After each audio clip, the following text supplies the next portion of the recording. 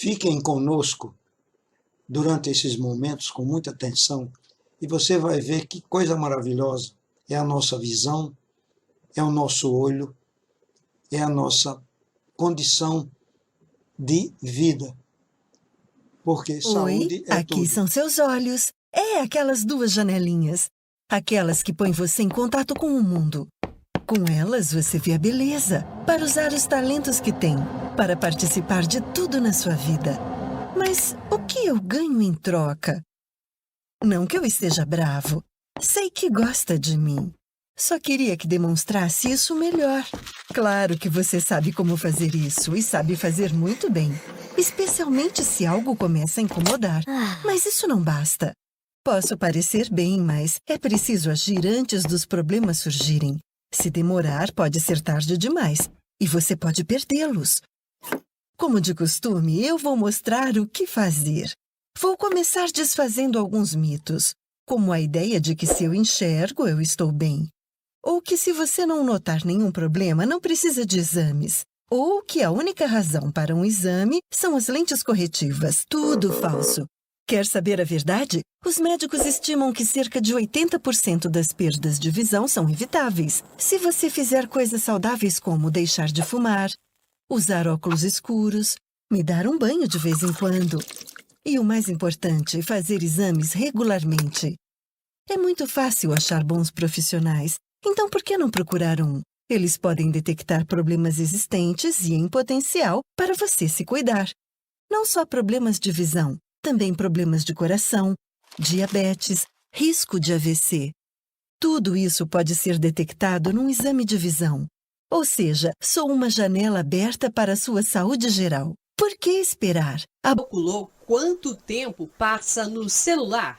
Eu achava que eram umas 2 horas por dia, mas eu tenho um aplicativo no celular que computa o tempo que eu fico e eu me surpreendi. Eu passo 5 horas por dia no celular, isso é muita coisa. Natália é jornalista, passa o dia no computador.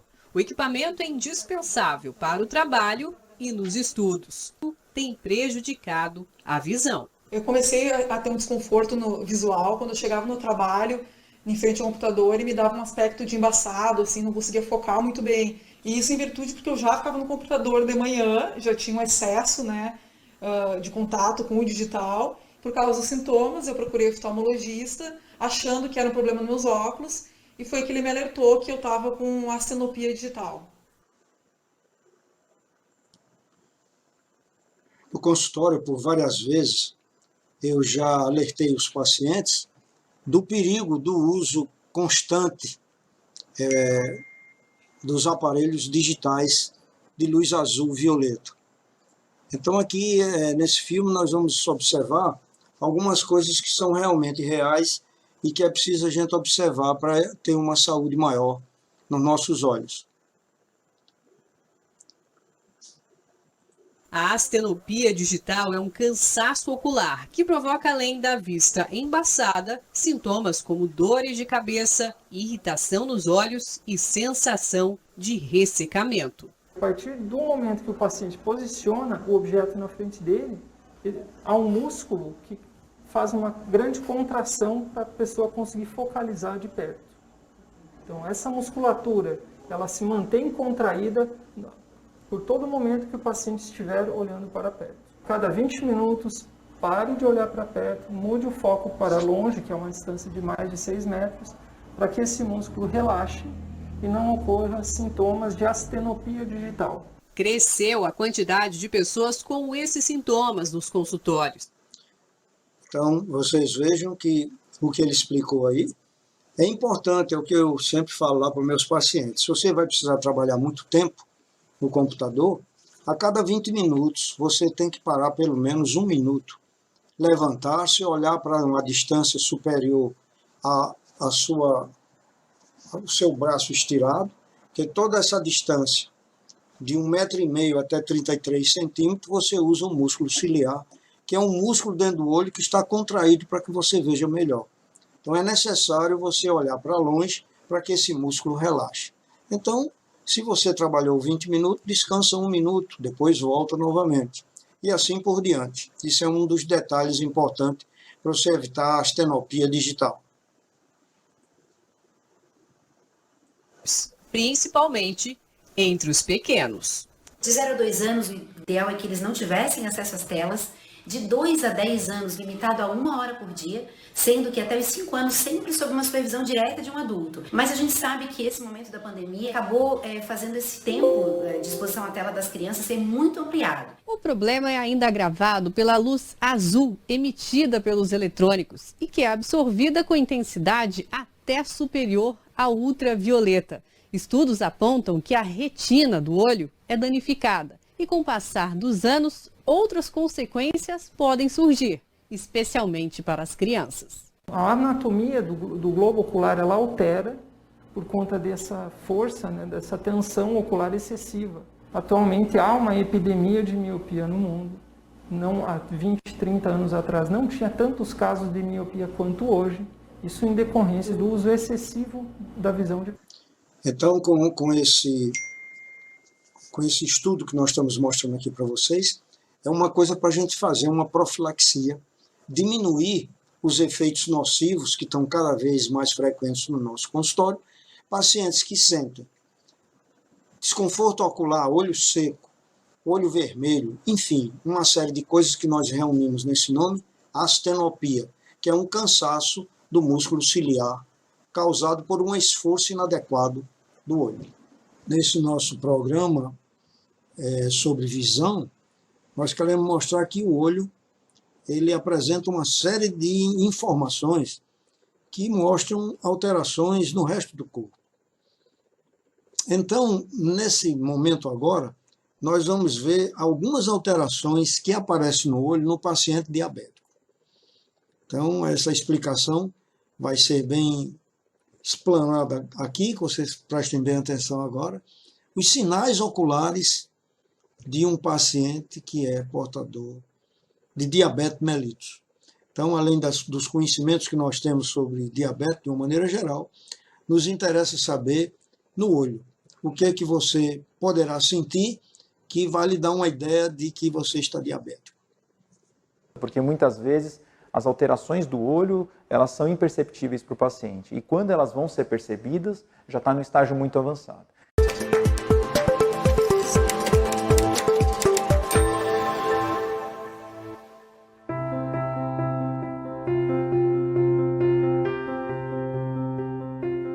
O primeiro sinal pode ser uma turvação da visão lenta e progressiva. Quando isso acontece, normalmente é ocasionado por um inchaço que acontece na região da mácula, e a gente chama de edema de mácula, que é a região mais nobre da visão da pessoa, então ela passa a ter dificuldade de enxergar as letras, passa a ter dificuldade de enxergar o rosto das pessoas com nitidez, a visão das cores fica muito alterada. Então isso é o principal causa assim, de dificuldade visual no paciente com diabetes. A segunda alteração do fundo do olho é o sangramento. Ele pode ter um sangramento e aí a coisa é mais aguda. Então ele, de repente, a visão turva e aquilo ali sangrou. Sangra na retina e ela vai para a região do vítreo, que é uma gelatina que tem dentro do olho. E isso acaba se disseminando e não por fora, por dentro. A pessoa, quem olha por fora não percebe nada, mas o paciente ele tem uma turvação da visão. E fica tão turvo que às vezes ele não enxerga praticamente nada com esse olho, de uma forma muito rápida, esse sangramento. A terceira forma é um pouco mais grave e mais rara, é quando descola a retina. Aí o descolamento da retina é sempre um estágio muito avançado e aí realmente a visão por muitas vezes fica debilitada mesmo com o tratamento. O ideal é que o oftalmologista seja sempre referenciado pelo endocrinologista, né? Quando o endócrino está diagnosticando os seus pacientes, ele já começa a fazer um segmento paralelo com o oftalmologista, porque muitas vezes as alterações do olho elas são imperceptíveis para o paciente e quando elas vão ser percebidas já está no estágio muito avançado. Então o ideal é que seja isso detectado muito precocemente para que possa haver um tratamento preventivo.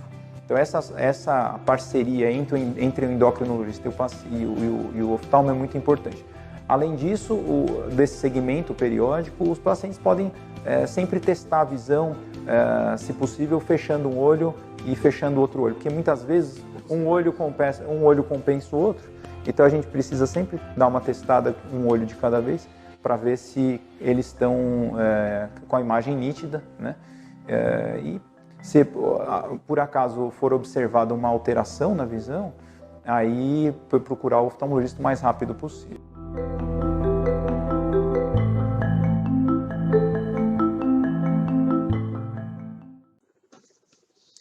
O Conselho Brasileiro de Oftalmologia, através desse vídeo, nos mostra a importância que nós oftalmologistas, os médicos em geral, os endocrinologistas também, deve dar às doenças da retina causadas pela diabetes. Então, a diabetes, hoje em dia, ela é muito bem controlada. Os endocrinologistas conseguem fazer o paciente viver ou ter uma vida normal, uma longevidade plena, e dificilmente você vê um paciente morrer de diabetes. Mas alterações visuais, elas ocorrem no paciente diabético, dependendo do tipo de diabetes, do paciente, dos cuidados que ele tem, do tipo de acompanhamento, do tipo de medicamento.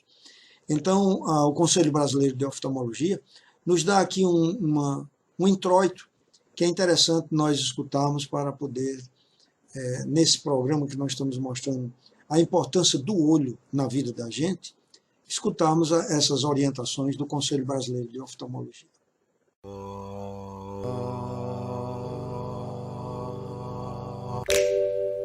O diabetes é uma doença que se caracteriza pela elevação dos níveis de glicose, ou açúcar, no sangue.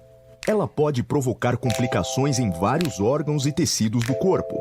Nos olhos, entre as doenças causadas pelo diabetes, a mais frequente é a retinopatia diabética. João sofre de retinopatia diabética. Isso significa que as paredes dos vasos sanguíneos da sua retina, uma região conhecida como fundo de olho, sofreram estreitamento ou bloqueio, com formação de microaneurismas na região. Esses microaneurismas frequentemente rompem ou extravasam sangue, causando hemorragia e infiltração de gordura na retina. Dona Helena foi diagnosticada com diabetes aos 52 anos. Aos 74, começou a ter problemas na visão. A retinopatia diabética atinge mais de 75% das pessoas com diabetes há mais de 20 anos. Mas Dona Helena deu sorte. A doença foi diagnosticada em sua fase inicial e ela obteve bons resultados com a fotocoagulação por raio laser. Durante o tratamento, foi feita a cauterização de áreas da retina de Dona Helena na tentativa de prevenir o processo de hemorragia. Apesar de não restituir a perda visual já ocorrida, o tratamento a laser evita o progresso da retinopatia diabética e o surgimento de novos vazamentos.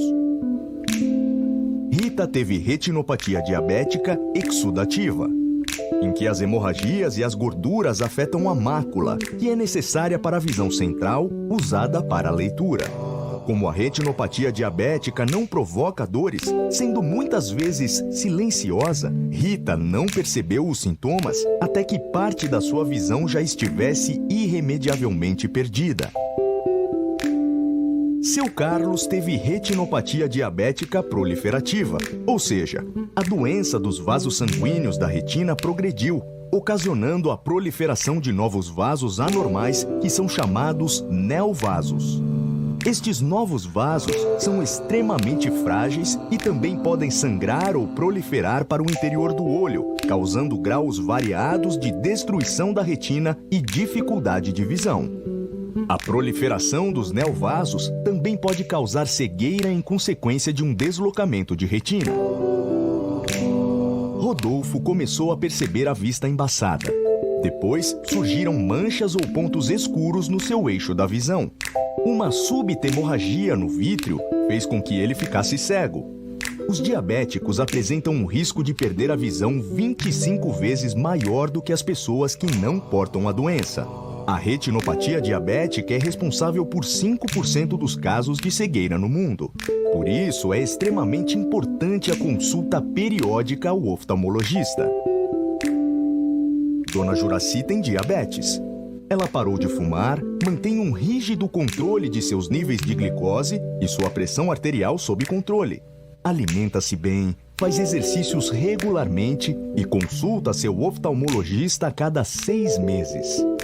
No Brasil, existem quase 2 milhões de pacientes com retinopatia diabética. Dona Juraci sabe dos riscos da doença e se cuida.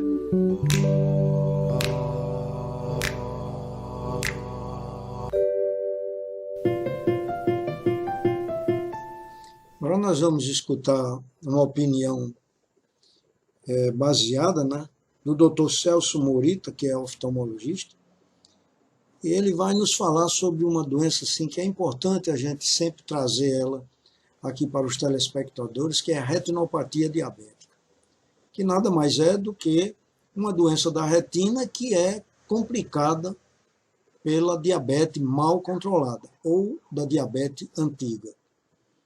Então, nessa explicação, o Dr. Celso Morita vai nos mostrar, primeiro, os tipos de diabetes, porque existem vários tipos de diabetes, existe o tipo 1 e o tipo 2, e também é importante a gente saber o tipo de paciente que está com diabetes. Tem os pacientes que são obedientes, fazem o tratamento certo, fazem uma dieta correta, e outros não. E com tudo isso, então, nós entramos também nesse pedaço aí que o Dr. Celso vai nos mostrar, é o problema do controle do paciente. Então, não é somente você fazer uma glicemia em jejum. É interessante que você faça um controle normalmente com o endocrinologista e que um exame importante é a hemoglobina glicada, que ela dá assim uma pausa de 2, 3 meses, e então nós temos a condição, como ele mesmo vai mostrar, de controlar melhor o paciente diabético. Portanto, vamos ver a retinopatia diabética, dita de uma maneira assim muito simples e didática, pelo Dr. Celso Morita. Vamos escutá-lo.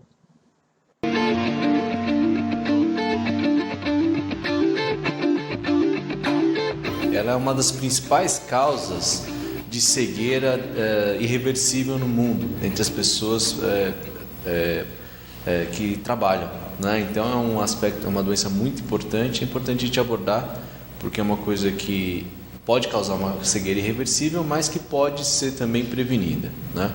Por que ela pode ser prevenida? Porque a retinopatia diabética, ela só acontece nos pacientes que têm diabetes e, sobretudo, naqueles que controlam mal a diabetes, né? Então, se a pessoa tem um controle adequado de diabetes, ela pode prevenir a retinopatia diabética, principalmente nas fases mais avançadas, que é quando ela pode levar a uma perda de visão.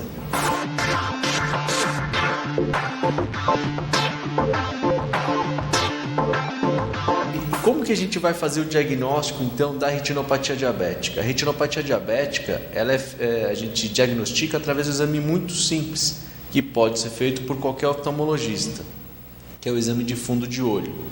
Nesse exame de fundo de olho, ou mesmo mapeamento de retina, é feita a dilatação da pupila do paciente, que já tem o histórico, lógico, da diabetes, e é feito através de aparelhos especialmente desenvolvidos para isso, um exame detalhado da retina e dos vasos da retina.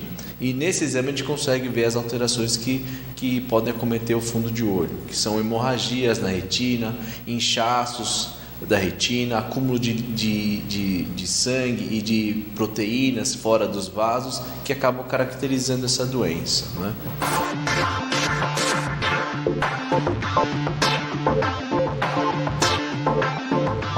No tipo 1, que acomete principalmente pacientes jovens e que em geral são dependentes do uso da insulina para controle da diabetes, o exame de fundo de olho deve ser feito 5 anos depois do diagnóstico. Nos pacientes tipo 2, ou aqueles que não dependem necessariamente da insulina para controle de diabetes e que em geral são pacientes mais velhos, o exame de fundo de olho deve ser feito assim que o diagnóstico de diabetes é estabelecido. Por quê? A pessoa pode ter diabetes há mais tempo e não saber, né? Então, assim que a gente faz o diagnóstico de diabetes tipo 2, o paciente deve ser encaminhado para fazer o exame de fundo de olho.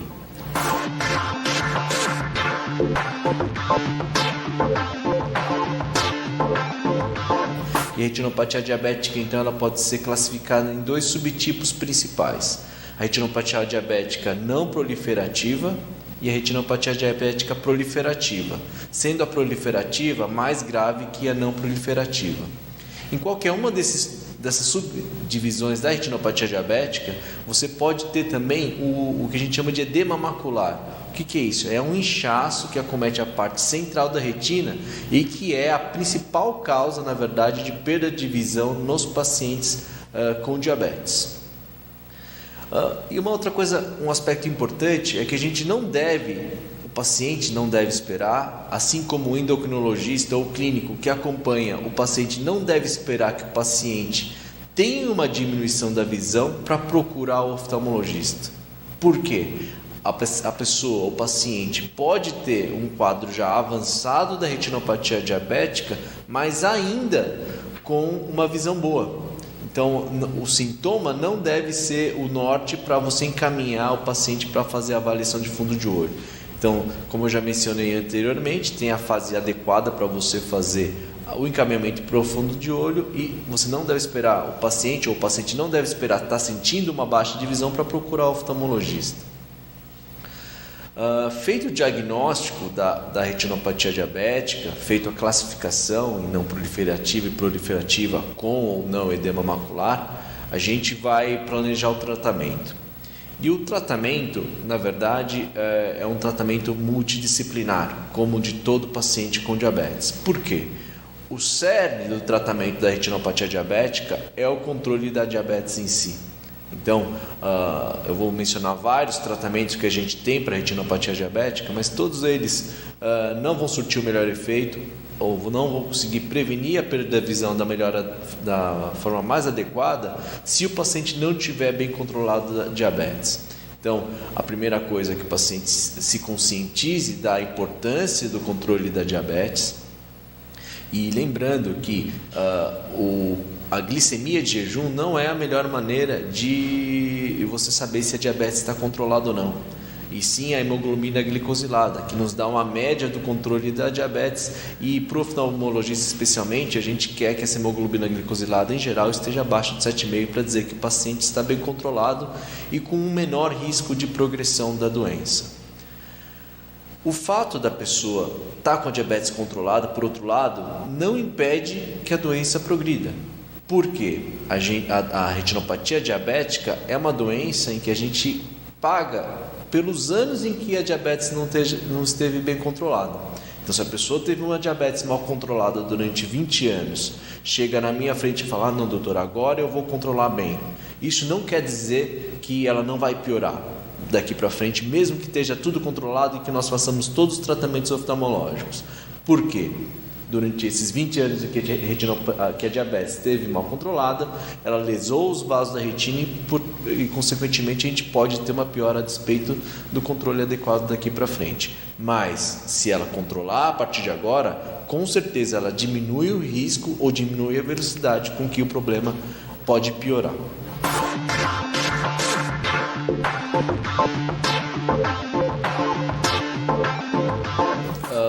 Uma vez que o paciente, a gente já insistiu e já no controle da diabetes em si, a gente passa para o que a gente pode fazer do tratamento oftalmológico diretamente.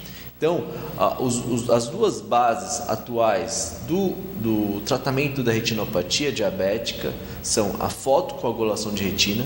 O que é isso? É um laser que a gente faz na retina para cauterizar os vasos que estão causando o inchaço da retina, por exemplo, ou para fazer uma cauterização mais difusa da retina, que nós chamamos de panfotocoagulação, que previne a evolução da retinopatia diabética para suas formas mais avançadas. Ou quando ela já está na forma mais avançada proliferativa, evita que ela tenha maiores hemorragias ou descolamento de retina. Então, uma das bases hoje de controle da retinopatia diabética é o que a gente chama de fotocoagulação de retina ou laser de retina, que pode ser desses dois tipos, um laser que a gente chama de focal ou um laser chamado panfotocoagulação. Além da fotocoagulação de retina, um outro tratamento muito importante para os pacientes que já têm as formas mais avançadas ou que têm o edema macular são as injeções intraoculares. Então, atualmente, nós temos uma série de medicamentos que podem ser injetados dentro do olho através de uma pequena microcirurgia, uma pequena aplicação, e que tem resultados muito importantes na melhora e recuperação da visão do paciente. Existem diversas medicações e o oftalmologista especializado em retina é o que vai conseguir escolher a melhor opção para cada paciente.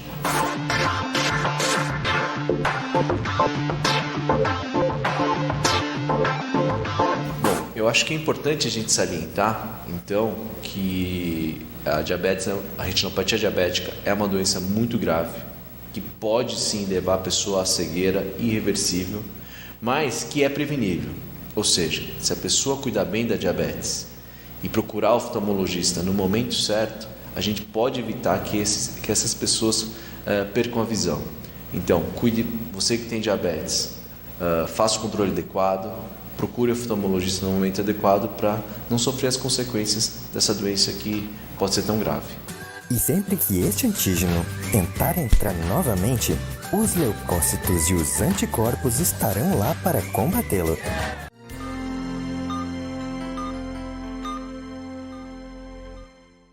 Saúde, bem-estar e recuperação. Venha conhecer a Cirúrgica Bezerra Store na Rua São José. Uma loja completa com produtos cirúrgicos, hospitalares e ortopédicos. Encontre de tudo para uma recuperação plena e adequada. De cadeira de rodas, curativos e meias medicinais a itens para reabilitação, acessibilidade, home care e outros tratamentos. É mais saúde e economia para você. Cirúrgica Bezerra Store, Jaguarari e agora na São José. Fone 3216-3970. Como o Cortês costuma dizer, amigo de verdade sempre está por perto para facilitar a vida da gente. Como está o tanque? Já calibrou os pneus? Vai precisar de carvão para o churrasco? Amigo é assim, sempre pronto para ajudar. Posto Amigo, sempre próximo a você.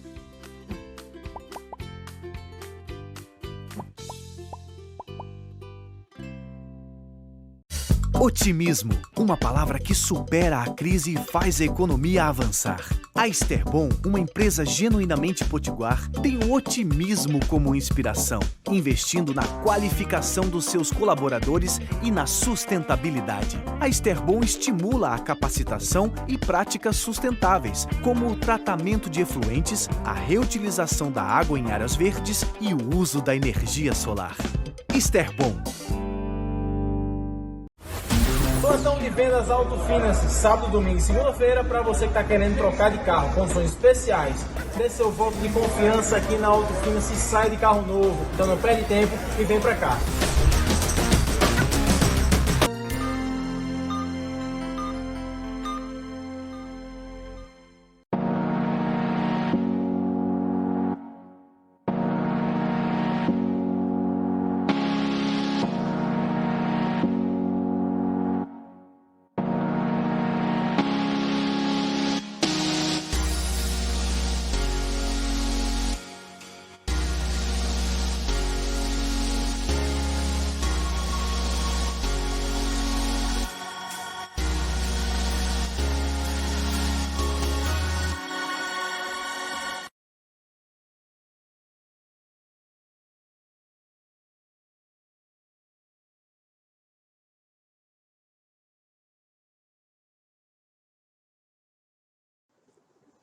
Uma coisa muito interessante que eu senti quando escolhi a minha profissão oftalmologia é porque através do olho se vê muita coisa do corpo.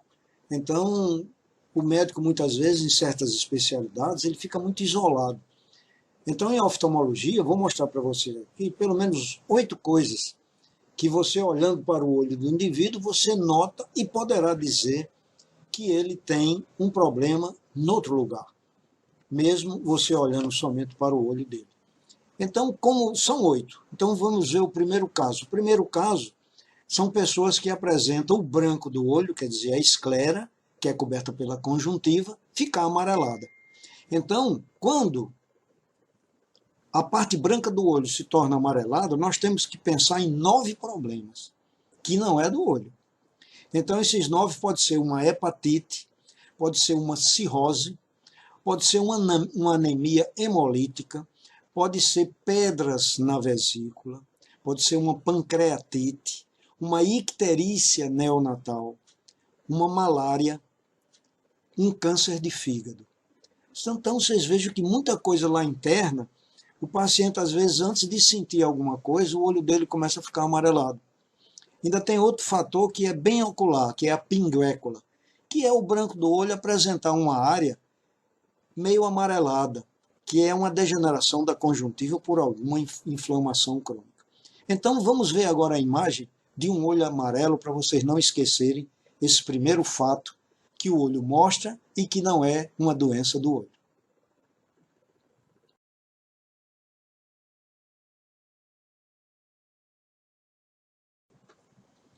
O segundo fato importante que acontece no olho e que significa outros problemas é o tremor palpebral. Então, muitas pessoas, às vezes, sentem a pálpebra tremendo, às vezes um pouquinho, às vezes com mais intensidade, e se demorar muito tempo, ele apresentará problemas mais sérios, como tiques no olho. Então, isso normalmente exemplifica ou diz para o médico que o paciente está com problemas emocionais. Muita ansiedade, muita angústia, muita coisa mal resolvida. Então o olho apresenta esse tremor palpebral, essa fibrilação de um músculo chamado músculo de Miller, que é o músculo mais sensível que tem no organismo, ele está na pálpebra. Então, quando o seu limite de emoções chegou no topo, ele mostra a você, acende a luz vermelha, mostrando o olho tremulando, mostrando que você tem que dar uma solução para esse problema. Então, é uma informação importante, não é uma doença do olho, mas significa uma alteração na musculatura da pálpebra que justifica um estado emocional intenso. Então, esse segundo fato é tremor palpebral, que nós chamamos de miocinia.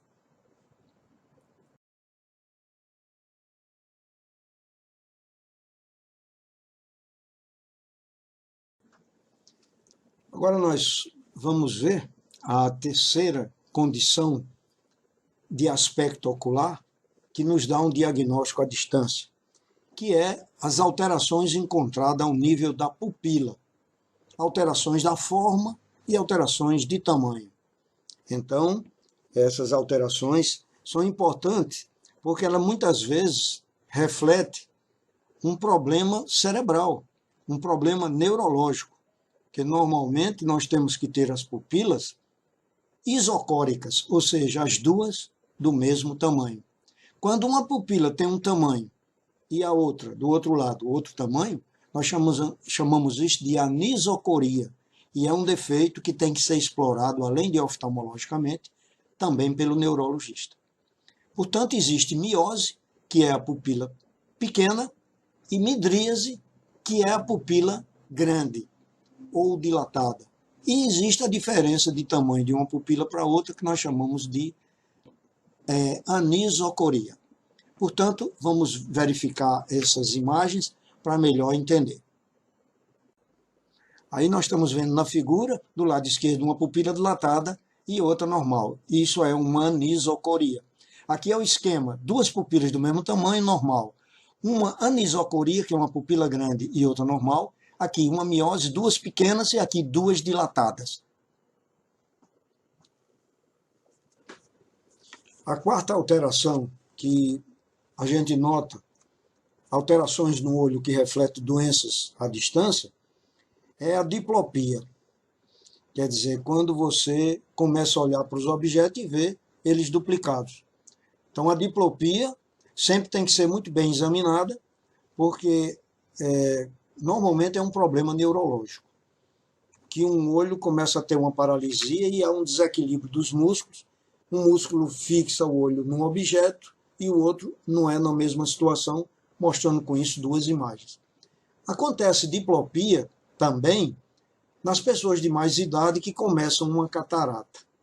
Então, a gente tem que fazer esse diferencial de início de catarata e doenças neurológicas. A quarta alteração, portanto, é a diplopia, ou seja, visão dupla.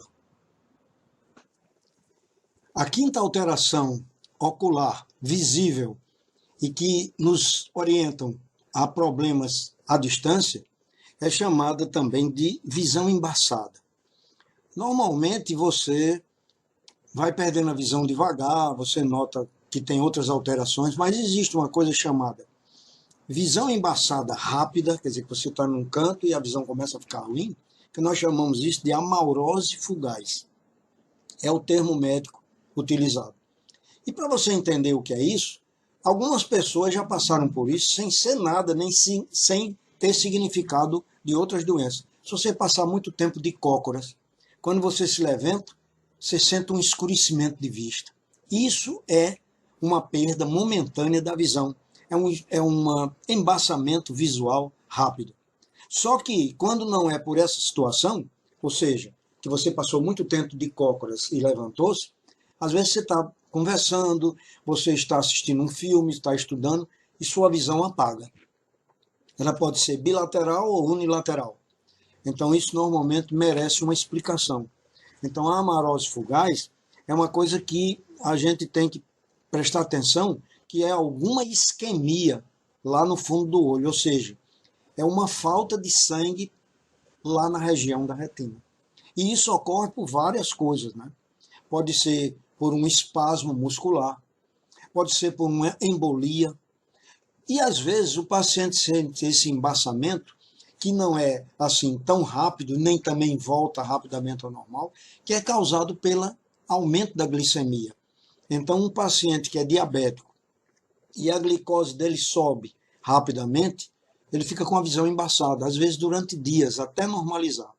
Então ela é um pouco diferente desse outro embaçamento, que é chamado embaçamento rápido ou amaurose fugaz. Você está aqui, a visão escurece e também dentro de alguns minutos, alguns segundos, ela volta ao normal. Então, sempre a pessoa que tiver esse problema vai ter que procurar um oftalmologista para poder se dar o diagnóstico correto do problema. Esta foi a quinta alteração, visão embaçada momentaneamente. Vamos agora ver a sexta alteração dos olhos, que significam doenças noutra área. Então, esse que nós vamos ver agora são aqueles olhos esbugalhados, que muitas vezes encontra as pessoas na rua com aquele olho meio para fora, né, que nos chama atenção, como aquela pessoa que está sentindo pavor, que fica com o olho muito aberto, né? Então, normalmente, essas exoftalmia, que é o nome chamado, nós chamamos isso e nos chama a atenção de pessoas que têm problema de hipertireoidismo. Então, doenças da tireoide, quando é por maior excitação dela, com o tempo, se não for bem acompanhado, o paciente vai apresentar exoftalmia. Agora, quando a gente olha para um olho, o médico pergunta a ele mesmo, isso é uma exoftalmia ou é uma proptose? São dois termos médicos que significam coisas iguais, o olho para fora. Normalmente, os olhos para fora é um problema da tireoide, um hipertireoidismo, mas poderá também ser um tumor empurrando o olho lá para frente, dentro da órbita. Mas, normalmente, quando é uma proptose, quer dizer, proptose é quando existe um tumor, exoftalmia é quando é doença da tireoide. Então, as proptoses, normalmente, elas são unilaterais. Quer dizer, ou um olho ou o outro está mais para fora e nunca os dois juntos. Raramente eles estão os dois juntos. Quando são os dois juntos, certeza que aí é problema na gordura que está ao redor do olho, na órbita, que ela torna-se edemaciada por conta da tireotoxicose, ou seja, doença da tireoide. Vamos ver as imagens que fica mais, gravamos melhor. Então essa foi a sexta alteração, o olho para fora, como vocês estão vendo aí, visto de lado, e agora nós vemos de frente. São pessoas que nos chamam muito a atenção, às vezes não é exageradamente como nós estamos mostrando aqui, para vocês entenderem, mas muitas pessoas têm um olho para fora, fica descoberta a pálpebra quando a gente olha para a pessoa. Agora nós vamos para a penúltima alteração vista no olho, e que não é doença do olho. Então essa sétima nós chamamos de derrame na conjuntiva. O nome certo é hiposfagma, que significa aqueles derrames que acontecem na parte branca do olho. Elas têm uma importância muito grande E encontramos muitas vezes uma certa falta de interesse quando se chega num ambiente onde não é o atendimento oftalmológico, de não se valorizar esse derrame na conjuntiva. E isso porque muitas pessoas já falaram, isso não é nada. Realmente, um derrame desse, se for dentro do olho, é grave. Mexe com a visão, a recuperação é muito lenta. Externamente, ótimo. Que é o que se diz, olha, isso não é nada. Realmente não vai afetar a sua visão. Mas por que houve esse derrame na parte branca do olho, na conjuntiva? Aí sim nos interessa. Porque ele pode ser por causas banais e pode ser por problemas bem mais sérios que podem comprometer a nossa visão. Por exemplo, se normalmente você acorda de manhã, não nota nada, uma pessoa diz, vixe, seu olho está com sangramento. E a pessoa então se assusta. Então pode ocorrer que você, durante a noite, teve um sonho, um pesadelo, em que você se agitou muito, ou você pode ter batido no seu olho dormindo e sangrou um vaso. Agora, você pode também ter tido um sangramento porque você estava dormindo e teve um pique de pressão arterial. Às vezes a pessoa, quando dorme, tem picos de pressão e o olho serve de aviso. Os vasos que têm o mesmo calibre dos vasos cerebrais, cardíacos e renais, eles rompem como se fosse uma coisa avisando. 30% das pessoas que têm hemorragia subconjuntival no olho, se elas não tratarem ou não descobrir a causa, elas poderão ter em outro local que pode ser considerado como um AVC. Então sempre nós temos que valorizar. Ver se está havendo alguma discrasia sanguínea, se a pessoa está com plaquetas muito altas, se está tomando medicação passada pelo cardiologista para afinar o sangue e a dose está acima do normal, se a pessoa teve alguma compressão torácica.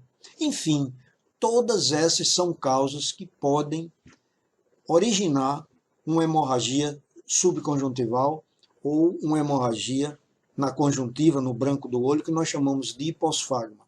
Então é interessante sempre a gente chegar a um diagnóstico quando houver esse acontecimento. E normalmente o oftalmologista, quando vê o paciente, pensa nisso tudo. E medica o paciente, passando um colírio vasoconstrictor, e com 3 semanas, ou seja, 21 dias, essa hemorragia ela é absolvida e tudo volta ao normal. No entanto, existe uma necessidade de se prevenir ao paciente que teve essa hemorragia no olho, que ele tenha um certo repouso, não trabalhe demais com a visão, nem de cabeça baixa, não pegue peso, enfim, procure ter um certo repouso. Então, esta é a importância desse sangramento no branco do olho, chamado hemorragia subconjuntival ou hiposfagma. Vamos ver a imagem que nos deixa mais conhecedores do fato. Aí vocês têm essa hemorragia, né, subconjuntival. Isso pode ocorrer num sábado, num domingo, que você não tem seu oftalmologista, bote compressa de água gelada até chegar na segunda-feira, quando você procura seu oftalmologista, e ele vai lhe prescrever a medicação correta. Repouso. Vamos agora para a 8ª e última alteração encontrada no olho, que pode nos orientar muito sobre problemas no outro local, que seria exatamente esse chamado olho amaurótico, que é exatamente uma coisa que você olha para a pupila da criança e vê uma pupila branca e outra normal. Porque o olho, quando você olha para uma pessoa, você vê no lugar das pupilas 2 pontos pretos. Por quê? Porque você está vendo um olho que lá dentro é escuro. Mas se tiver alguma coisa dentro desse olho que reflita a luz, você, quando vai olhar para a pupila, você vai encontrar um reflexo esbranquiçado, que é chamado olho de gato amaurótico. Então, o teste do olhinho é exatamente o médico examinar a pupila da criança para ver se tem essa diferença. Normalmente, quando é uma catarata, aparecem as 2 pupilas brancas. Normalmente, quando uma é branca e outra é normal, nós pensamos numa alteração chamada retinoblastoma, que é um tumor maligno de grande agressividade, que a criança já nasce com ele, e tem que ser feito um diagnóstico precoce, porque se nós não diagnosticamos logo, nos primeiros meses, e a criança não for operada ou não for tratada, ela não só perderá a visão, mas poderá também perder a vida.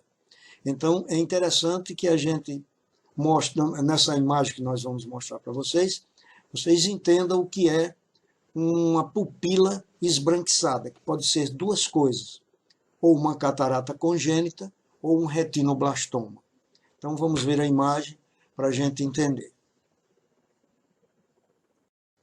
Nessa imagem aí, nós estamos vendo que o olho direito está esbranquiçado a pupila e a outra está normal. Normalmente, isso aí seria um retinoblastoma, porque a catarata normalmente ela é bilateral, como nós vamos ver nessa outra foto. Então, dos dois lados. Então, é mais difícil ter um retinoblastoma dos dois lados. E pode existir também. O tratamento é cirúrgico. Quanto mais cedo, melhor, para evitar complicações futuras e até a vida. Uma coisa importante que aparece nos olhos também é o glaucoma congênito. Vocês olhem aí que a característica do glaucoma congênito é os olhos serem com a córnea muito grande, quer dizer, com a íris muito grande. Chama atenção, são olhos muito bonitos que chamam atenção, olhos grandes. Então gravem bem essa imagem, que o glaucoma congênito é desse jeito. E a gente tem que ter muito cuidado para dar o diagnóstico correto. No glaucoma congênito também, além do olho ser muito expressivo, ele apresenta fotofobia, quer dizer, a criança tem muito horror à luz, ela não consegue olhar para a luz, e tem também muito lacrimejamento. Então, isso que nós falamos aqui, mostramos em linhas gerais 8 casos, e mais esse, que seria o 9º, de glaucoma congênito, que são coisas que você olha no rosto da pessoa e descobre no olho uma alteração que significa uma doença à distância, no outro local. Quer dizer, o olho é um meio de diagnóstico.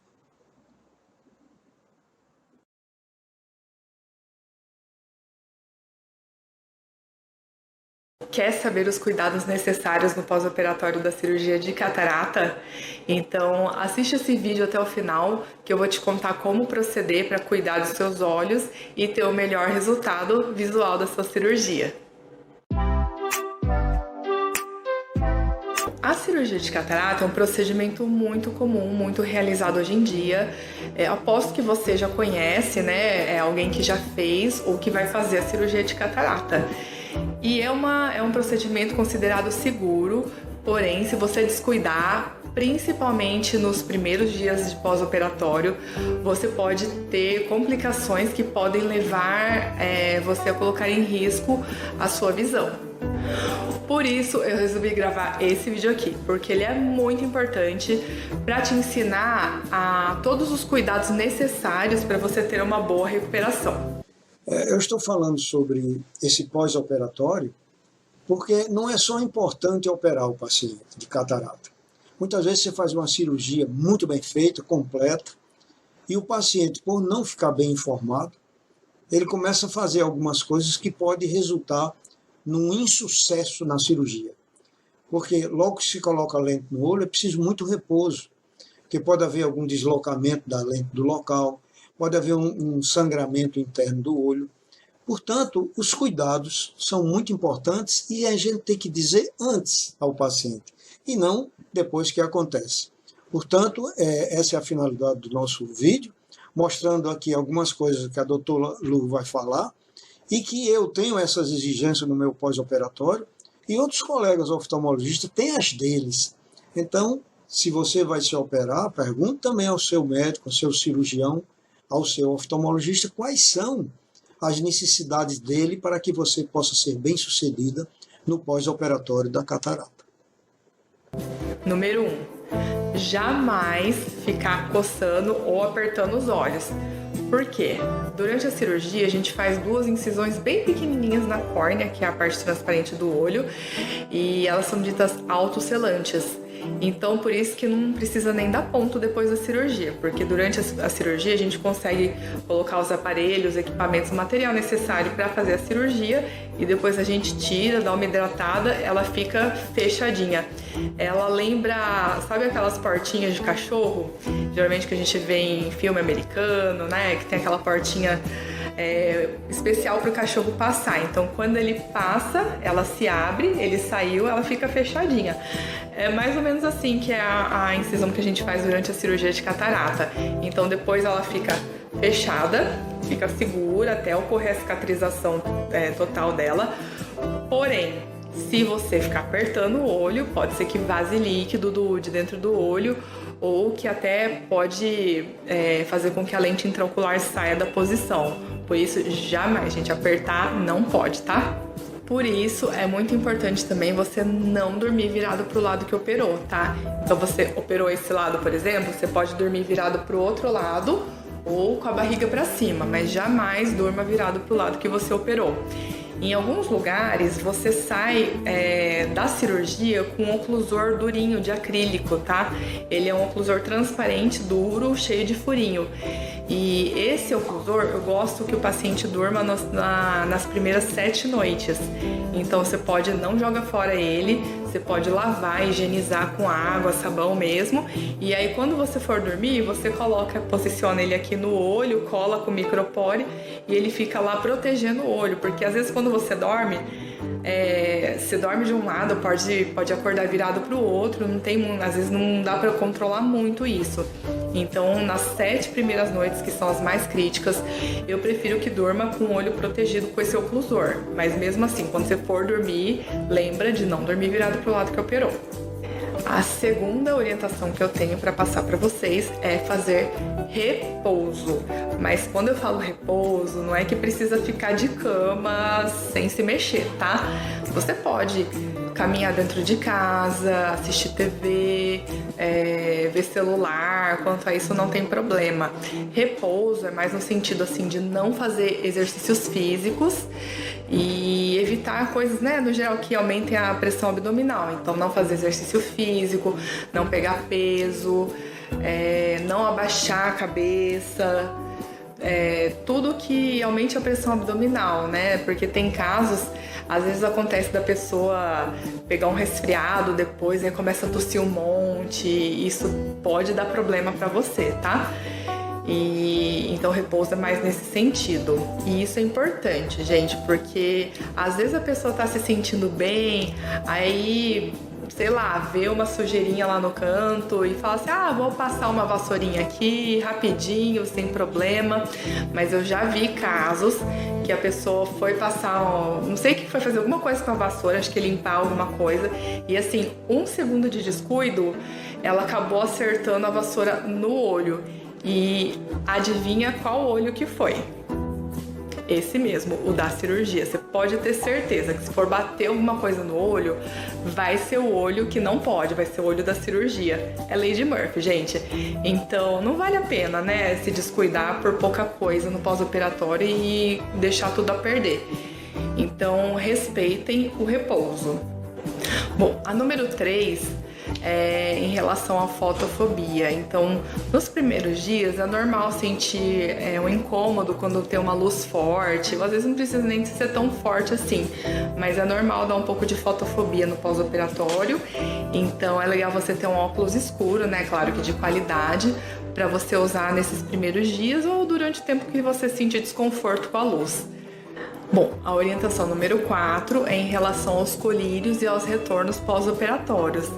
É muito importante seguir as orientações do seu médico oftalmologista, o cirurgião que fez a cirurgia do seu olho, e usar os colírios que ele prescreveu do jeito que está na receita. Então, geralmente a gente passa colírios antibióticos e anti-inflamatórios para usar por cerca de 1 mês.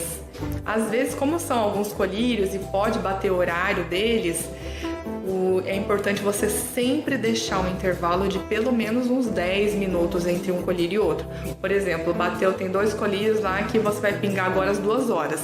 Você pinga um e espera pelo menos 10 minutos para pingar o outro. Mas assim, de preferência, sempre tenta deixar em horários diferentes, né? Para não ter esse problema. É importante usar direitinho pelo tempo que ele prescreveu na receita, tá? E obedecer os retornos que ele te propor. Por exemplo, principalmente o primeiro e o segundo retorno são muito importantes para a gente ver se tá tudo ok com a cirurgia, se tá começando a dar algum probleminha, porque se a gente detectar alguma coisa errada no começo, é muito mais fácil a gente tratar para recuperar e contornar o problema. A quinta orientação é em relação à higiene dos olhos e higiene em geral, né? Então, é importante manter os olhos limpos, principalmente no primeiro dia. Pode ser que acumule um pouco de secreção, forme umas casquinhas ao redor do olho.